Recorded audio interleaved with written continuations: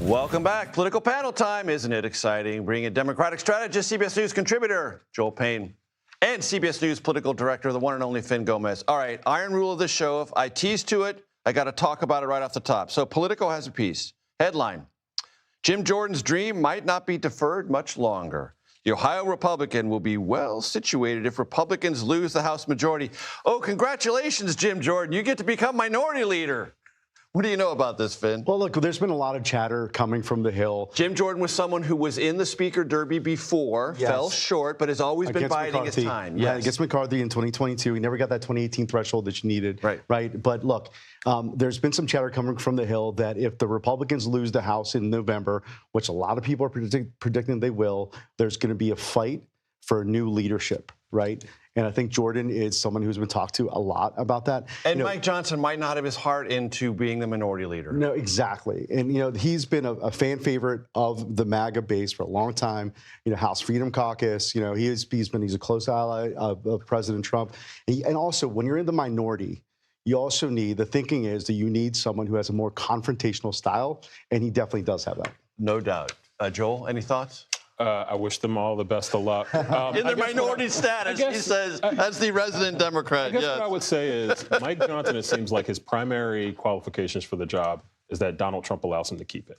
I imagine Jim Jordan, over a longer period of time, over a longer time in leadership, has more pelts on the wall, has more favors built up, has more confidence from that Republican conference on that side. So I would imagine if it's Jordan, if it's somebody else, if it's Emmer, who's made a bit of a comeback in the Trump universe. Tom Emmer, the majority whip. I think Mike Johnson is going to get a challenge in that leadership. I also want to bring to our audience's attention, in case you missed it over the busy weekend, something posted by former Congresswoman Marjorie Taylor Greene. I'm not going to read all of it, but I'm going to read some of it.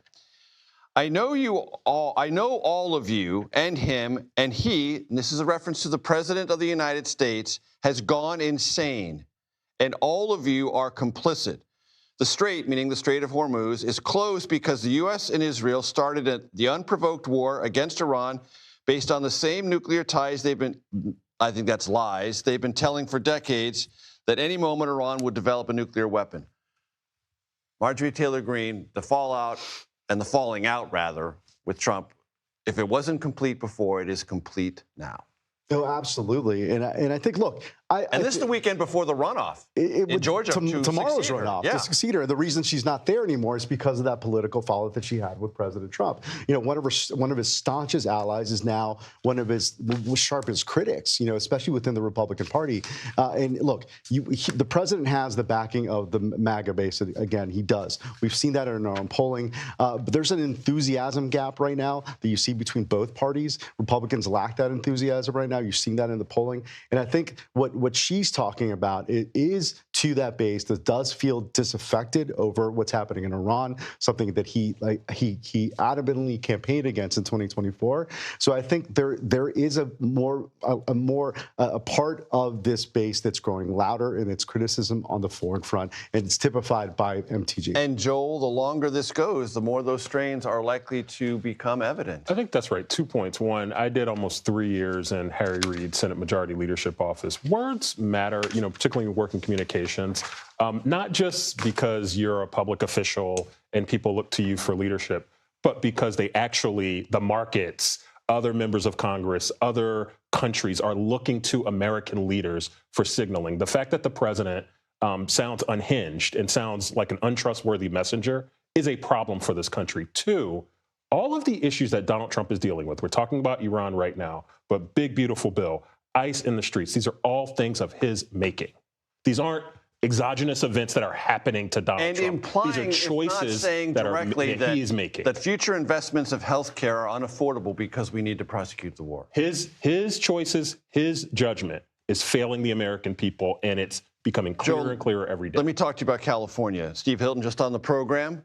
8 Democrats still in that primary field. That field has got to shrink, and someone's got to tell them to shrink it. Who's that person going to be? Honestly, Donald Trump might have just did the best solid for Democrats in that race, because if he consolidates Republican support behind Hilton, Bianco is pushed to the side and is bumped out of the top 2. That's actually the thing that Democrats need, because right now, most public polling suggests the top 2 candidates in that race in the California's jungle primary are going to be Republicans. I think Democrats still have time to kind of get their act together. I'm a big fan of primaries, but Democrats are going to have to unify around at least 2 or 3 candidates and not 8. And if you have 3 still levels muddling of at Democrats 3%, at some point you got to pull the plug. Probably, yeah. Look, I think Finn, you got 20 seconds. Yeah, points for Joel for using exogenous in his answer. Yes, that was very we impressive. love SAT words here at absolutely. Nerdville, USA, otherwise known as the Takeout. I know. I just want to echo what Joel said. I think the best thing that happened for Democrats in this jungle primary was the president endorsing Hilton today, because it's going to clear the field and make a Democratic and Republican option, and ultimately in this very blue state, it looks good for the Democrat. And the president did not need to weigh in this early. This weekend, he's fighting a war in Iran, doing all this stuff, the rescue operations, and he jumps in, and he may have done the solid for the Dems. Joel Payne, Fin Gómez. Love the no-tie stuff. Let's go.